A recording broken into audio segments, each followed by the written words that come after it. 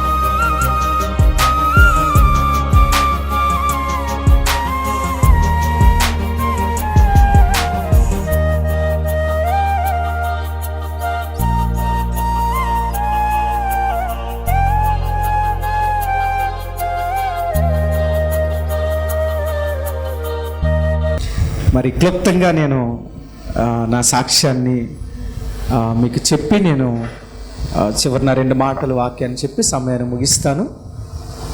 Right, మరి మాది గోపాలపురం ప్రాంతం అండి. గోపాలపురం నుంచి అక్కడ పరిచర్య, మాది గోపాలపురం ప్రాంతం. సహజంగానే మా తాతయ్య గారి దగ్గర నుంచి మాది వ్యవసాయ కుటుంబం. నేను చిన్నప్పుడు 20 ఎకరాలు మాకు పొలం ఉండేది. మా నాన్నగారు అయితే పోస్టల్ డిపార్ట్మెంట్లో జాబ్ చేస్తూ ఉండేవారు. మా పెద్ద నాన్నగారు వ్యవసాయాన్ని, నాన్నగారు జాబ్ చేస్తూ ఉంటే పెద్ద నాన్నగారు వ్యవసాయాన్ని చూసుకునేవారు.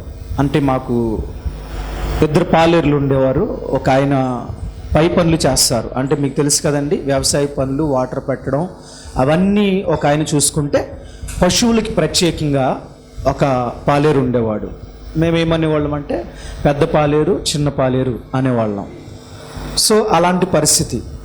అయితే మరి మా నాన్నమ్మ గారికి గోపురం ప్రాంతంలో హెబ్రోన్ నుంచి ఒక తల్లిగారు, ఆమె కూడా అన్యురాలే.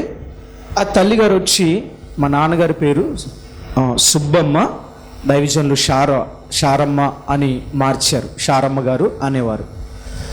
అయితే ఆమెకు చెప్పడం వల్ల మొట్టమొదటిగా మా కుటుంబంలో ఆమె రక్షణలోనికి నడిపించబడితే సహజంగా మందిరాల్లో రాత్రులు ఇలా కూడికలు ఉంటాయి, వాక్య పరిచయ కూడికని, ప్రార్థనా కూడికని ఉంటూ ఉండేవి. అయితే వ్యవసాయ పనులు కాబట్టి సాయంత్రం తొందరగా తినేయడం, పడుకోవడం కుటుంబస్తులుగా అలవాటు.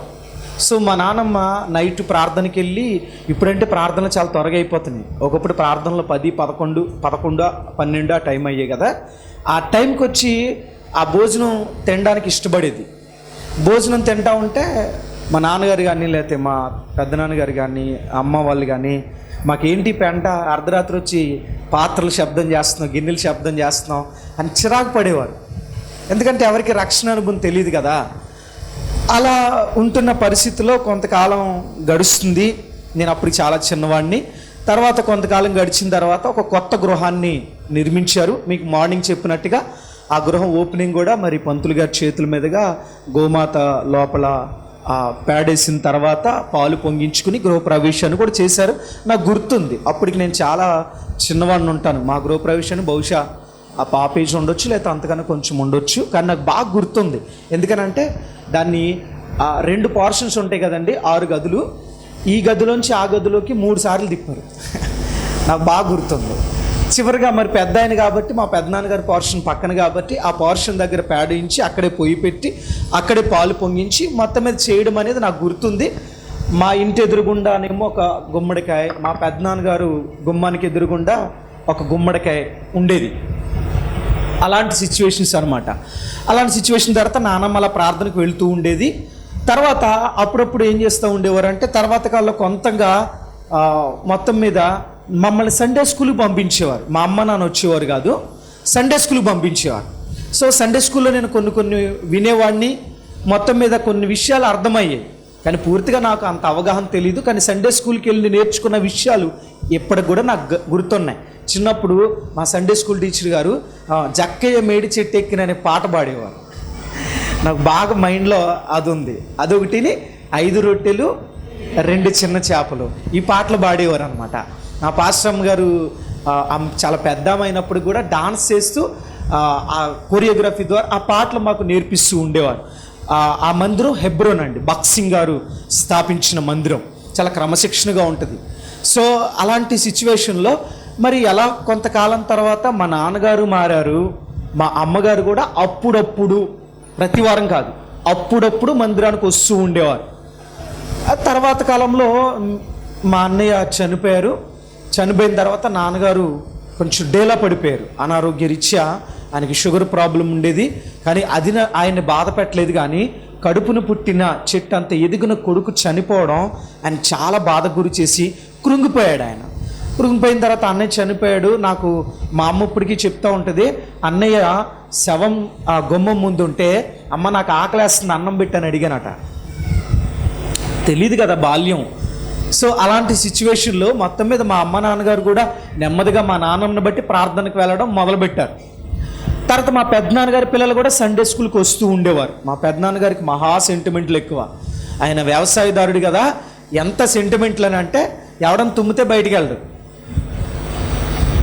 ఎవరైనా భర్త చనిపోయిన ఆమె వస్తే బయటికి వెళ్ళడం, పొలాలు ఎదురుస్తే బయటికి వెళ్ళడం, అంత పిచ్చి సెంటిమెంట్లు కలిగి ఉండేవాడు.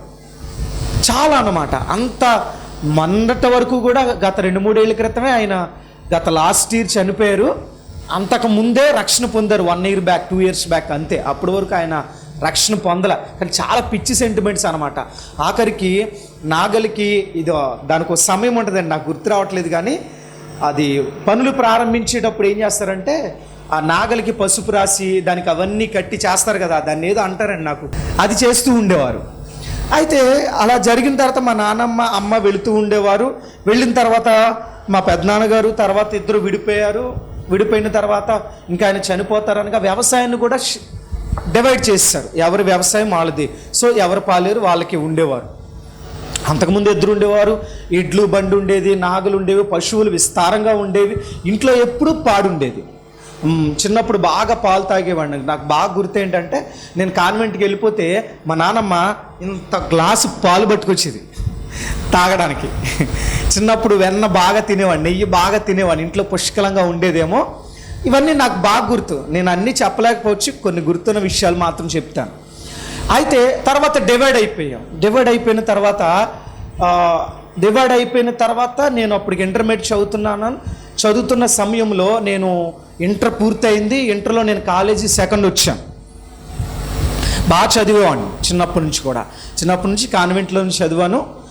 అయితే అలా జరిగిన తర్వాత నాన్నగారు బాగా సిక్ అయిపోయారు, అనారోగ్య రీత్యా విడిపోయారేమో. ఫైనాన్షియల్గా చాలా స్ట్రగుల్ అయిపోయారు. ఆస్తులు అయితే ఉన్నాయి కానీ హాస్పిటల్ గురించి మనకు తెలియదే ఉంది. హాస్పిటల్కి వెళ్తే మొత్తం ఇప్పుడంటే ఆరోగ్యశ్రీలు ఇవన్నీ వచ్చినాయి కానీ అప్పుడు ఏం లేవు కదా. సో చాలా దారుణంగా పరిస్థితులు అయిన తర్వాత నేను డిగ్రీ జాయిన్ అయిన కొన్ని రోజులకే నాన్నగారు ఎక్స్పైర్ అయిపోయారు. అప్పటికి నా వయసు 17 సంవత్సరాలు. నాన్నగారు చనిపోయిన తర్వాత ఒక్కసారిగా ఏమైపోయిందంటే, పెద్దనాన్నగారు పట్టించుకునేవారు కదా, ఎందుకంటే వాళ్ళ ఫ్యామిలీ వాళ్ళకు ఉంటుంది కాబట్టి అది తప్పు పట్టట్లేదు. కానీ సో ఎలా అయిపోయామనంటే, మా అమ్మ నేను అన్నయ్య చనిపోయారు, బావగారు మాస్టరు, అక్క ఉండేవారు. అప్పటికి మ్యారేజ్ అయిపోయింది, వాళ్ళకు కూడా చిన్న బాబు. అప్పటికి అయిన తర్వాత ఏం జరిగిందనంటే, నాన్నగారు చనిపోయిన తర్వాత ఫైనాన్షియల్గా స్ట్రగుల్ అయిపోయాం. అంటే ఆస్తులు ఉన్నాయి, మంచి ఇల్లు ఉంది, పొలాలు ఉన్నాయి, అన్ని రకాలుగా ఉన్నాయి, కానీ ఫైనాన్షియల్గా చాలా స్ట్రగుల్ అయిపోయాం. ఆ టైంలో నేను చిన్నవాడిని, 17 సంవత్సరాలు. నా మైండ్లో గుర్తుండిపోయింది ఏంటనంటే, మా అనుకున్న బంధువులు కొంచెం దూరం జరిగారు. ఎందుకని, ఒకవేళ దగ్గరగా ఉంటే మేము ఎక్కడ హెల్ప్ చేయాలేమో ఫైనాన్షియల్గా అని చెప్పి కొంచెం దూరం జరిగారు. నేను ఆకతాయిగా తిరగలేదు, కానీ అలా వచ్చినప్పుడు నాకు చాలా బాధ అనిపించింది. ఒకరోజైతే నాకు బాగా గుర్తుందండి, మాకు ఎప్పుడు ధాన్యం ఇంట్లో ఉండేది. ఎందుకనంటే సొంత వ్యవసాయం కాబట్టి ఒక 40-50 బస్తాలు ఎప్పుడు కూడా మాకు ధాన్యం గదిలో ఎప్పుడు కూడా అలా నిలవ ఉండేది. సో రైస్ పరంగా ఇబ్బంది ఉండేది కాదు. కానీ ఒక టైంలో చేతిలో డబ్బులు లేవండి. నాకు బాగా గుర్తు, కూరగాయల వ్యక్తి వస్తే ఆ కూరగాయల వ్యక్తికి ఆ రైస్ పట్టుకొచ్చి ఆ రైస్ ఇచ్చి కూరగాయలు కొన్నారండి. నాకు మైండ్లో ఫీడ్ అయిపోయింది. నా వయసు 17 సంవత్సరాలు. నేను మనసులో ఒక డిసైడ్ అయ్యాను, ఓహో డబ్బుంటేనే మనుషులు విలువిస్తారు, డబ్బు లేకపోతే ఆ వ్యక్తికి వాల్యూ ఉండదు అని అనుకుని ఒక డిసైడ్మెంట్కి వచ్చాను. చదువు పక్కన పెట్టాను. అయితే చదువు పక్కన పెట్టి పాలేరుని పెట్టుకుని వ్యవసాయంలోకి దిగేశాను. ఎందుకు? నాలో పట్టుదల. ఏమైనా సరే ఎక్కడైతే మమ్మల్ని చిన్న చూపు చూస్తున్నారో అక్కడ మేము ఎదగాల, ఫైనాన్షియల్ స్టేటస్ పెంచుకోవాలా అనే దృఢ సంకల్పం గుండె లోతులో నాటుకుపోయింది నాకు. అలా జరిగిన తర్వాత వ్యవసాయం దిగిన తర్వాత ఆటోమేటిక్గా 7 monthsకి నాకు 18 years వచ్చినాయి, అంటే 18 సంవత్సరాలు. వెంటనే ఢిల్లీ నుంచి లెటర్ వచ్చింది, మీ ఫాదర్ ఎక్స్పైర్ అయ్యారు, నువ్వు ఒక్కడివే కొడుకు కాబట్టి ఈ ఫామ్స్ అన్ని ఫిల్ చేసి ఈ సర్టిఫికేట్ సబ్మిట్ చేసి కొంతమంది గెస్టెడ్ ఆఫీసర్స్ సిగ్నేచర్స్ పెడితే ఈ జాబ్ నీదే అని చెప్పి అప్పుడు ఇంగ్లీష్లో ఇచ్చారు. అది నాకు అర్థం కాలా. చాలామంది ఏమన్నారంటే వారసత్వాలు తీసేశారు, బహుశా రాకపోవచ్చు అన్నారు.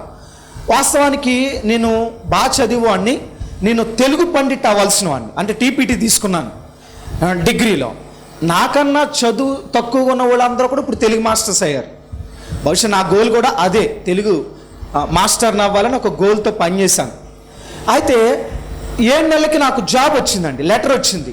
మా బావగారి దగ్గరికి వెళ్ళి ఇది చదివిస్తే, ఇంకేంటి నీకు, నా పేరు గాంధీ బాబు, నా స్కూల్ సర్టిఫికెట్లో నేను రక్షణ పొందకముందు నా పేరు గాంధీ బాబు. అయితే గాంధీ నీకు జాబ్ వచ్చేసింది అని అన్నారు. అనేసరికి చాలా సంతోషపడ్డాం. వారం రోజులు మా బావగారు దగ్గర పెట్టుకుని మొత్తం సర్టిఫికెట్స్ అన్నీ కూడా సబ్మిట్ చేయడానికి ఆయన నాతో పాటు తిరిగారు. సబ్మిట్ చేసాం, జాబ్ వచ్చింది. నేను జాయిన్ అయిన తర్వాత ఒక పక్కన జాబ్ ఉందని రిలాక్స్ అవ్వాల. స్టార్టింగ్లో తక్కువ బేసిక్ ఉంటుంది. అప్పుడు ఏం చేశానంటే ఒక పాలేరుని పెట్టుకున్నా. 2 పాలేరులు మాకు అనవసరం, వ్యవసాయం డివైడ్ అయిపోయింది కాబట్టి ఒక పాలేరుని పెట్టుకుని నేనేం చేసేవాడిని అంటే, మార్నింగ్ పాలు తీయడానికి పాలేరుని ఫస్ట్లో సైకిల్ వేసుకుని వెళ్ళేవాడిని. సైకిల్ వేసుకుని వెళ్ళిన తర్వాత 1 year తర్వాత బండి కొనుక్కున్నా. జాబ్ వచ్చింది కదా, బండి కొనుక్కున్నా. కానీ ఫస్ట్లో సైకిల్ వేసుకుని వెళ్ళేవాడిని. వెళ్ళినప్పుడు పాలేరుని ఎక్కించుకుని వెళ్ళి, మీరు అనుకోవచ్చు శ్యామ్ అన్న ఏంటి సూటు బూట్ వేసుకున్నాడు అనుకోవచ్చు. నేను చెప్పనా, నాకు పాలు తీయడం వచ్చు, పశువులకి గడ్డి కోయడం వచ్చు. మీకు అర్థమవుతుందా? ఎందుకనంటే ఒక రైతు బిడ్డగా పొలం పనులన్నీ చేశా. నాకు తెలియని పని ఏం లేదు. చాలామంది మీలో అనుకున్నారు అన్న కామ్గా స్పెట్స్ పెట్టుకుని మంచి సూట్ వేసుకుని వచ్చారు, అన్నకి ఏం తెలియదేమో అనుకోకండి. నాకు అన్ని పనులు వచ్చు. పార పని చేశాను, మా చెరుకు పొలంలో బోధులు వేసాను.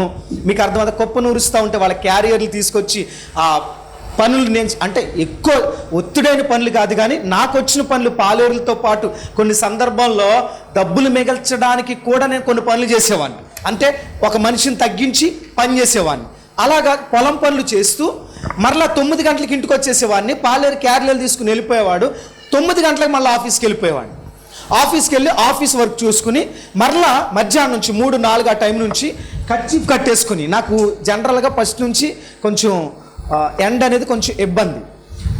అంటే ఇబ్బంది అంటే పడక కాదు, నాకు ఎండలో తిరగలేను. చిన్నప్పటి నుంచి కొంచెం మామూలుగా బాగా పెరుగుతాం కదండి. చిన్నప్పటి నుంచి ఏమీ ఎండలో పనిచేసి పెరిగిన వాళ్ళం కాదు. నాన్నగారు ఉన్నంతసేపు హ్యాపీ లైఫ్ కదా. సో సడన్గా ఎండలోకి వెళ్ళడం కొంచెం ఇబ్బంది అనిపించేది. సో కర్చీఫ్ కట్టుకొని సైకిల్ వేసుకుని మళ్ళీ పొలానికి వెళ్ళేవాడిని. పొలానికి వెళ్ళి నేనే పాలు తీసేవాడిని, నేర్చుకునేవాడిని. ఫస్ట్లో నేను పాలు తీస్తూ ఉంటే 2 లీటర్ల పాలు తీస్తే నేను 1/2 లీటర్ వచ్చి నాకు వచ్చే కాదు. కానీ అనేవాడు, మీకు ఎందుకండి ఈ శ్రమ అంటే, నేను అనేవాడిని, అరే ఈరోజు నువ్వు ఉన్నావు, నువ్వు లేకపోయినా నేను పని చేసుకోగలగాలి. రేపు నీకు జ్వరం వస్తుంది, ఎవరు తెస్తాడు? సో తక్కువ వచ్చిన పర్లేదు నేను నేర్చుకుంటా అని చెప్పి దగ్గర కూర్చుని భయంగా అయినా సరే, ఫస్ట్లో జనరల్గా మీకు తెలుస్తుంది, పాలు తీసేవాళ్ళు కింద పెట్టరు, కాళ్ళు మధ్యలో పెట్టుకుంటారు కదా. ఫస్ట్లో కాళ్ళు మధ్యలో పెట్టుకుంటే కాళ్ళు వణికే. అందుకే ఏం చేసేవాడిని అంటే కింద పెట్టి పాలు తీసేవాడిని వెరైటీగా. చుట్టుపక్కల కొంతమంది మా బంధువులు రైతులు ఉంటారు కదా, వాళ్ళు కూడా వచ్చి ఈడేంటో పాలు వెరైటీగా తీస్తున్నాడు అనేవారు. ఎందుకంటే కింద పెట్టుకు తీసేవాడిని. కానీ కొంతకాలం తర్వాత సాధించాను, వాడికంటే పాలు బాగా తీయడం నేను నేర్చుకున్నా. మీకు అర్థమైందా? అంటే పట్టుదల. సో పాల మీద ఇన్కమ్ వచ్చేది, వ్యవసాయం మీద ఇన్కమ్ వచ్చేది, తర్వాత నా జాబ్ మీద ఇన్కమ్ వచ్చేది. నేనేం చేశాను తెలుసా? శ్యామ్ అన్న అంటే చాలా పొదపరి అనే పేరు వచ్చింది. చాలామంది మా గ్రామంలో ఏమనేవారంటే, తండ్రి చనిపోయానా, కుర్రోడు చూడండిరా ఇంత చిన్న వయసులో బాధ్యతలు చక్కబెడుతున్నాడు, వాడిని చూసి నేర్చుకోండిరా అనేవారు. ఎందుకనంటే నా కసి పట్టుదల ఏంటంటే, వీళ్ళు దూరంగా జరిగిపోయారు, నా స్టేటస్ ఏంటో నేను చూపించాలా, సంపాదించి చూపించాలా అని పట్టుదల పెట్టుకున్నా. చాలా పొదుపుగా ఉండేవాడిని అండి, ఎవరికి రూపాయి ఖర్చు పెట్టేవాడిని కాదు. అలాంటిది నా లైఫ్. సో అలాగా వ్యవసాయం చేస్తూ నెమ్మదిగా కూడబెట్టడం మొదలుపెట్టాను. 1 ఇయర్ తర్వాత బండి తీసుకున్నా. అప్పటికి నాకు 19 ఇయర్స్ వచ్చినాయి. ఇప్పుడు కొంచెం స్టెబిలిటీ వచ్చింది కదా, అటు జాబు ఇటు వ్యవసాయం, సంబంధాలు రావడం మొదలయ్యాయి. మా అమ్మాయిని చేసుకోండి, మా ఏంటి అప్పటికి నాకు మేసాలు లైట్గా నూనె మేసాలు ఉండి, అప్పుడు నేను అనేవాడిని, అమ్మ పెళ్లి చేసుకోను, ఇంకా సంపాదించిన తర్వాత చేసుకుంటా అనేవాడిని. కానీ 19 సంవత్సరాల పెళ్ళి ఏంటండి, వచ్చేసి సంబంధాలు. ఎందుకని, హౌస్ అంటే నాన్నగారు కట్టేశారు. సో హౌస్ పరంగా ప్రాబ్లం లేదు, జాబ్ వచ్చేసింది, అందులోనూ మంచి పేరు వచ్చింది. ఏంటి, కుర్రోడు చిన్నోడైనా చాలా జాగ్రత్త పరుడండి అని ఒక మంచి పేరు కూడా సంపాదించాను గ్రామంలో. సో అలాంటి పరిస్థితుల్లో సంబంధాలు వచ్చి రిజెక్ట్ చేసేవాళ్ళం. సంపాదించాను 1 ఇయర్ తర్వాత బండి కొనుక్కున్నా. నేను ప్రార్థనకి వెళ్ళేవాడిని కాదండి, బాగా గుర్తుపెట్టుకోండి. చిన్నప్పుడు సండే స్కూల్కి వెళ్ళాను కదా, యుక్త వయసు వచ్చిన తర్వాత మందిరానికి వెళ్ళేవాడిని కాదు. పొలం, వ్యవసాయం, ఇంకో పిచ్చి ఉండేది.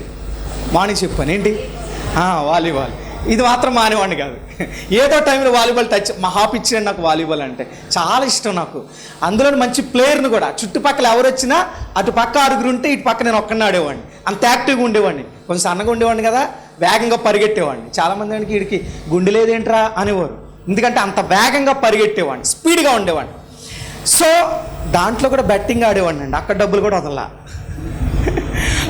100 రూపాయలు బెట్టయితే దానికోసం ప్రాణం పెట్టి ఆడేవాడిని నేను, అంత ఇష్టం. అంటే వాలీబాల్ పిచ్చి, దానికి తగ్గట్టు మనీ కూడా జనరేట్ అయ్యేది కదా. సో 2 in 1 అనమాట. నేను బెట్ట కట్టానంటే అరే ఆడితే ఎవడో గెలవలేరురా అనే మంచి పేరు తెచ్చుకున్నా. అంటే అక్కడ కూడా ఏమైనా సరే ప్రాఫిట్ 1 ఇయర్ తర్వాత గ్లామర్ బండి కొనుక్కున్నా, నా ఫస్ట్ బైక్, నా బాగా గుర్తు. ఇప్పుడు కూడా అమ్మలేదండి ఆ బైక్ ఏం చేశానంటే మా సంఘంలో కుర్రోడికి ఇచ్చాను, అది మంచి పరిచయం చేస్తున్నాడని. నేను ఏదైనా ఒక వస్తువు కొంటే తొందరగా అమ్మనండి, కదా అసలు అమ్మను, అది ఎవరికైనా ఇస్తాను, అమ్మడానికి అసలు నాకు మనసు ఒప్పదు, దాన్నే వాడతా, జాగ్రత్తగా వాడతా. చాలామంది అంటారు నా చేతిలో పడిన ఏ వస్తువు పోదంటారు, ఎందుకంటే చాలా జాగ్రత్తగా వాడతాను. కానీ రఫ్ అండ్ టఫ్గా వాడినా జాగ్రత్తగా వాడతా. గ్లామర్ బండి కొనుక్కున్నా, యుక్త వయసు వచ్చింది కదా, మా అమ్మ అంట ఉండేది, ఏమనంటే తెలుసా, అరే నాయనా ప్రార్థనకు రారా అనేది. రాననివాడిని, ఎందుకని సంపాదన మీద మోజుంది. సండే కూడా వాలీబాల్కి వెళ్ళేవాడిని. అయితే మా అమ్మ భయం ఏంటంటే, ఇడు కుర్రోడు, ఆవిడకి తెలియదు కదా ఈ విషయం, సంపాదన బాగానే ఉంది. విచిత్రం తెలుసా, పెత్తనమంతా నా చేతిలో పెట్టింది మా అమ్మ 18 ఇయర్స్కే. చాలామంది అన్నారంట, చిన్నోడు నువ్వు డబ్బులు పెత్తనమంతా బీరువా తాళం ఎక్కడ ఉండేది తెలుసా, నా మొల్లో ఉండేది, ముసలోళ్ళలాగా. నిజమండి, ఇక్కడ కట్టుకునేవాడిని, ఎందుకని ఎవరినైనా నమ్మేవాడిని కాదు, మా అమ్మ కూడా తాళం ఇచ్చేవాడిని కాదు, అక్కడే ఉండేది తాళం. చాలా వెరైటీగా చాలా మార్చుకుంటూ వచ్చాను. అలా పెట్టుకుని, ఎందుకని డబ్బులు తెచ్చి ఎక్కడ పెట్టేవాడిని తెలుసా, బీరువాలో పెట్టేవాడిని. వేస్ట్గా 1 రూపాయి కూడా ఖర్చు పెట్టేవాడిని కాదండి.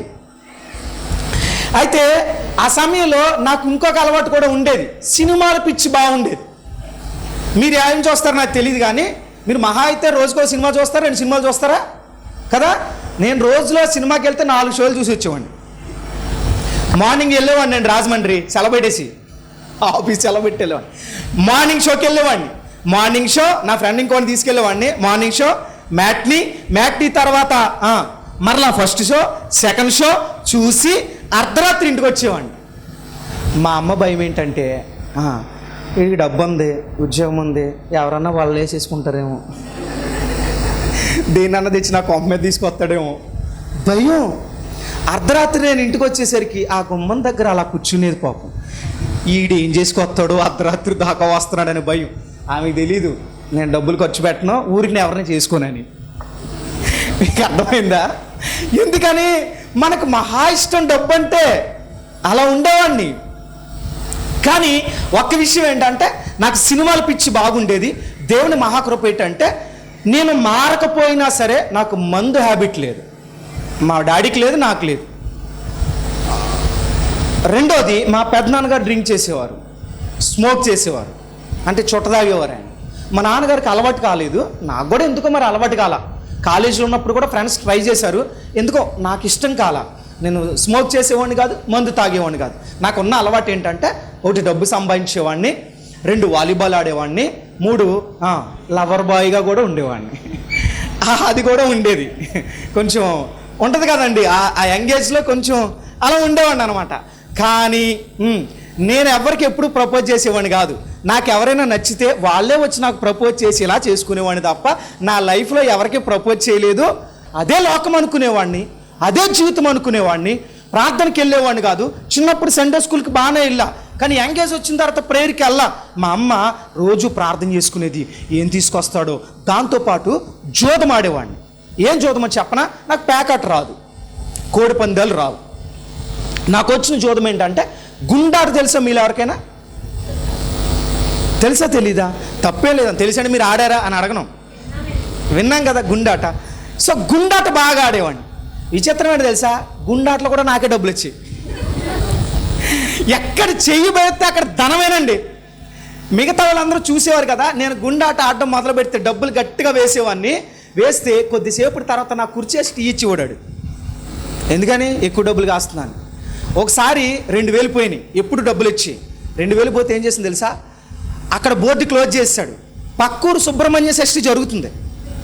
ఈ డబ్బులు రికవర్ అయ్యే వరకు నాకు నిద్ర పట్టదు. పక్కూరు సుబ్రహ్మణ్య షష్ఠికి వెళ్ళిపోయాను. ఈ చిత్రం ఏంటి తెలుసా? ఆ రాత్రి 10,000 సంపాదించానండి.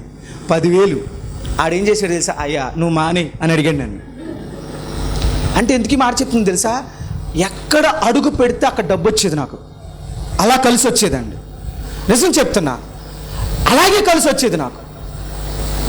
కానీ మా అమ్మ ఏడ్చేది. ఊళ్ళో వాళ్ళందరూ, నీ కొడుకు ఏంటి చిన్నోడాడు, ఆడు ఎంత కాస్తున్నాడు తెలుసా? వందలు కాసేస్తున్నాడు ఆడు బోర్డు మీద. నువ్వు అడ్డు ఆపు లేకుండా వాడిని. ఎందుకంటే వస్తున్నాయి నాకు తెలియదు కదా. మనం ఏంటి పోతే ఎక్కడ ఇన్వెస్ట్ చేయం, అది మన పద్ధతి. సరే గుండాట ఆడుతుండే వాడిని. అలాగ ఆడుతుంటే అందరూ ఇలా హేళన చేసేవారు. కొంచెం స్పోర్టివ్గా ఉండేవాడిని, ఆటలు ఆడుతూ ఉండేవాడిని. బయట బెట్టింగ్కి వెళ్ళేవాడిని. బెట్టింగ్కి వెళ్ళి వాలీబాల్లో విన్ అయిన తర్వాత కూడా బయట పార్టీలు పెడితే వాళ్ళందరూ మందు తాగితే నేను కూల్ డ్రింక్ తాగేవాడిని. అది తప్ప అలవాటు లేదు. ఉంటే చెప్తాను, తప్పే ఉంది, అర్థమవుతుంది. అలాగే మా పొలానికి మేస్త్రులు ఉండేవారు. మగాళ్ళకు ఒక మేస్త్రి, ఆడవాళ్ళకి ఒక మేస్త్రి ఉండేవారు. నేను ఎక్కడున్నా నాకు బాగా కూలీలు తీసుకొచ్చేవారు. ఇంకా విచిత్రం ఏంటంటే, వేరొకరు పనికి వెళ్ళినా సాయంత్రం వస్తా మా చెరిగ్గేడలు నరికి తొక్కి వెళ్ళేవారు. విత్తనాలకు వేస్తాం కదా. అందరూ అనేవారు, ఆడి దగ్గర ఏముంది, అందరూ ఆడి దగ్గరికి వెళ్ళి పని చేస్తున్నారని అడిగేవారు. మా పెద్దనాన్నగారికి వెళ్ళేవాళ్ళు కాదు, కూలీలు నాకు వచ్చేవారు. అర్థమైందా? అంత బాగా పని చేయించుకునేవాడిని, నమ్మకంగా పని చేయించేవాడిని. వాళ్ళకి ఏదైనా కష్టం వస్తే, వాళ్ళ ఇంట్లో ఏదైనా ఫంక్షన్స్ జరిగితే డబ్బులు సహాయం చేసేవాడిని. ఎవరికి చేయకపోయినా నన్ను నమ్మి నా కొరకు కష్టపడే వాళ్ళకి డబ్బులు ఇన్వెస్ట్ పెట్టేవాడిని. అందుకనే కొన్నిసార్లు ఒకసారి మీటింగ్ నిమిత్తం ఢిల్లీ వెళ్ళాను. ఢిల్లీ వెళ్ళినా సరే, నేను ఢిల్లీలో ఉన్నాను, కొప్పునూరుపుడు అయిపోయింది, ధాన్యం తీసుకొచ్చి గదిలో పోసారు. అంత నమ్మకస్తులు నా దగ్గర పనిచేసేవారు. మీకు అర్థమవుతుందా? కొంతమంది కాపులు ఉండేవారు. వాళ్ళు ఎప్పుడు కూడా నాకు రెగ్యులర్గా కూలీని తీసుకొస్తూ ఉండేవారు. సో వాళ్ళు కూడా పరిచర్య చేస్తూ ఉండేవారు. అంటే బాగా నమ్మకస్తులు అనమాట. వాళ్ళకి నేను ఎప్పుడు కూడా డబ్బులు ఇస్తూ ఉండేవాడిని. అలాంటి సిచ్యువేషన్లో మా అమ్మ ఏడుస్తూ ఉండేది. ఈడేం తీసుకొస్తాడో, ఎవరిని తీసుకొస్తాడో, నా పరిస్థితి ఏంటో, జోదం ఆడుతున్నాడు, ఏమైపోతాడో ప్రతిదినం ఏడుస్తూ ఉండేది. ఒకరోజు ఏడుస్తూ ప్రార్థన చేస్తుంది, దేవా నా బిడ్డను మార్చేయ్యా. సినిమాలకు వెళ్ళిపోయేవాడిని, షికారులు తిరిగేవాడిని. ఏ అబ్బాయిని అర్ధరాత్రి 12-1 గంటకు వస్తే ఎలాగుంటుందండి? ఏ తల్లికైనా బాధే కదా. ఏడుస్తూ ఉండేది. నేను మారేవాడిని కాదు, మందిరానికి వెళ్ళేవాడిని కాదు. ఎప్పుడో కొన్నిసార్లు మా అమ్మ పోరు పడలేక మందిరానికి వెళ్తే, మందిరంలో ఇప్పుడు వాక్యం కొరకు ప్రార్థన చేస్తారు అంటారు కదా, ఆ ప్రార్థన కళ్ళు మూసుకోగానే బైబిల్ అక్కడెట్టి వెళ్ళిపోయేవాడిని. కళ్ళు తెరిచేసరికి పక్కన ఉండేవాడిని కాదు. మీకు అర్థమైందా? ఒకసారి ఒక పాస్టర్ గారు, హెబ్రోన్లో రెగ్యులర్గా ఒక పాస్టర్ గారు ఉండరు, వీక్లీ మారుతూ ఉంటారు. అంటే మా పాస్టర్ గారు పెద్ద ఆయన ఉంటారు, కొంతమంది పరిచారకుల కింద కొంతమంది నియమిస్తారు. ఒక వారం ఇద్దరిద్దరు చెప్పున షిఫ్ట్లుగా వస్తారు. ఒక ఆయన వచ్చారు. ఒక ఆయన వచ్చినప్పుడు ఇలాగే బైబిల్ పెట్టేసి వాలీబాల్కి వెళ్ళిపోతే ఇంచుమించుగా మా సంఘం 200 పైబడి ఉంటారు. ఇప్పుడు ఇంకా పెరిగారు. మా స్థానిక సంఘం, నేను పుట్టి పెరిగిన సంఘం. అయితే అందరూ అన్యులే మందిరంలో. అయితే ఆయన ఇలాగే అన్నాడు, అంతమందిలో కూడా. అప్పటికి నాకు జాబ్ వచ్చింది కదండి, నాకు ఒక హోదా ఉంది, నాకు ఒక పరపతి ఉంది, నాకు ఒక పలుకుబడి ఉంది. బయటికి రైతుని, ఒక ఎంప్లాయీని, అన్ని రకాలుగా స్టెబిలిటీ ఉన్న వ్యక్తిని. ఎందుకు వస్తున్నాడు ఈ అబ్బాయి? నేను వెళ్ళిపోయిన తర్వాత ఎందుకు వస్తున్నాడు బైబిల్ పెట్టి ఎలాంటి పనికిమాలోళ్ళు ఎందుకు వస్తున్నారని తిట్టాడు ఆయన. తిడితే మీ అబ్బాయిని తిడితే మీరు ఏమంటారమ్మా? మార్చేద్దాం అందరం అంటారు మీరు. మా అమ్మ ఇంటికి వచ్చేమని తెలుసా? మరి అలాగే తిడతారు పాస్టర్ గారు, నువ్వు పనికిమాల వేషాలు వేస్తే మందిరానికి బైబిల్ పెట్టి వెళ్ళిపోతే తిట్టరేంటి? నేను అనుకుంటాను మా అమ్మ నన్ను సపోర్ట్ చేసి ఉంటే నేను బాగుపడి ఉండేవాడిని కాదు. గుర్తుపెట్టుకోండి, దైవజనుడు మిమ్మల్ని ఎప్పుడైనా గద్దిస్తే, నీ బిడ్డల్ని గద్దిస్తే అప్పగించుకోండి. ఈరోజు నేను బాగుపడ్డానంటే కారణం ఆ రోజు గద్దింపే. విచిత్రం చెప్పనా, ఆ గద్దించిన ఆ పెద్ద ఆయనతో నేను రక్షణ పొందిన తర్వాత ఆయన పక్కన నిలబడి వాక్యం చెప్పానండి. చప్పట్లు కొట్టి దేవుడి నామాన్ని మహింపరచడానికి ఇష్టపడదామా? అంత ధన్యత దేవుడు నాకు ఇచ్చాడు. ఈ యొక్క ఆధ్యాత్మిక కార్యక్రమంలో ఈ వాక్యం ద్వారా మీరు బలపడినట్లయితే ఈ కార్యక్రమాన్ని ప్రోత్సహించండి, బలపరచండి. అలాగే మీ సమస్యలు ఏమైనా తెలియచేయాలి అని ఆశపడితే ఈ స్క్రీన్పై స్క్రోల్ అవుతున్న నెంబర్లకు మీరు కాల్ చేయండి. అలాగే మీ ప్రార్థన అవసరాల కొరకు ప్రేయర్ చేయడానికి సేవకుడిగా నేను ఇప్పుడు సిద్ధంగా ఉన్నాను. అలాగే నా వర్తమానాలు మీ ప్రాంతాల్లో వినబడాలి అని ఆశపడితే ఎవరైనా సరే దైవ సేవకులు కానీ మరి ఎవరైనా ఈ స్క్రీన్పై కనబడుతున్న ఈ నెంబర్లకు మీరు కాల్ చేయొచ్చు అని ప్రభు పేరిట తెలియజేస్తున్నాను. అలాగే నా వర్తమానాలు మీరు ఇంకా వీక్షించాలి అని ఆశపడితే బ్రో ఎం శ్యామ్ అనే యూట్యూబ్ ఛానల్ ద్వారా కూడా నా వర్తమానాలు అనేకమైన యూట్యూబ్లో ఉన్నాయి కనుక వాటిని కూడా మీరు వీక్షించి ప్రభు యొక్క దీవెనలు పొందుకోవాలని, ఆధ్యాత్మికంగా బలపడాలని ప్రభు పక్షాన తెలియచేస్తున్నాను. ఈ దీన సేవకుడి కొరకు, ఈ దీన పరిచర్య కొరకు మీ యొక్క అనుదిన ప్రార్థనలో జ్ఞాపకం చేసుకోవాలని ప్రభు పేరిట మీ అందరినీ కూడా తెలియచేస్తున్నాం. God bless you, God bless you all. దేవుడు మిమ్మల్ని దీవించునుగాక. ఆమేన్. మా అడ్రస్ బేతేలు ప్రార్థనా మందిరం, ఇందిరా కాలనీ, జీడిపిక్కల ఫ్యాక్టరీ ఎదురుగా, దొండపూడి రోడ్, గోపాలపురం.